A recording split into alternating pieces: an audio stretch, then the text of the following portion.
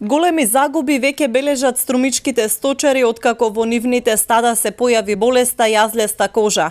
Државата забрани продажба на млекото и месото иако не се штетни по здравјето на луѓето, туку само за да се спречи ширењето на болеста помеѓу говедата.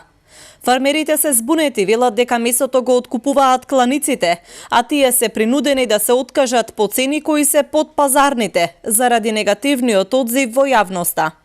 Со проблемот што се случи во нашиот район, сите сме погодени и затоа ние апелираме до власта здравите крави да не се уништуваат. И ако се уништат во секој случај, дали ние болеста ќе ја спречиме?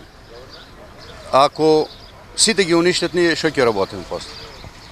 И затоа ние сме соберени тука, апелираме до надлежните да може некак да се спазва.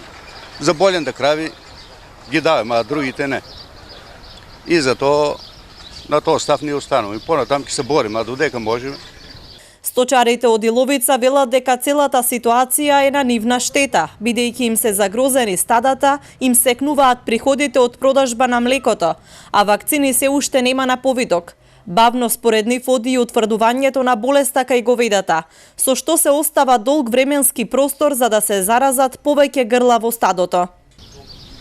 И луѓето се бунат оти со вакцинацијата многу закаснено.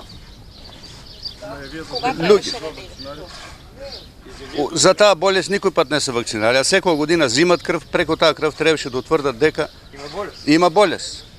А ние ништо не знаеме, сега ни дојде гром од ведро небо. И затоа става и тајна одгледувачите на стока.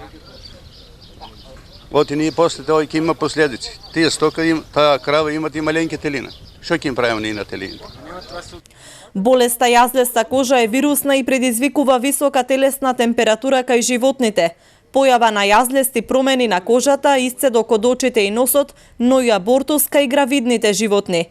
Јазлеста кожа се пренесува преку инсекти, најчесто комарци или шталски муви, па затоа од Агенцијата за храна и ветеринарство препорачуваат редовно дезинфицирање на просторот околу шталата, каде што се чуваат говедата, како и заштита на животните од убоди на инсекти.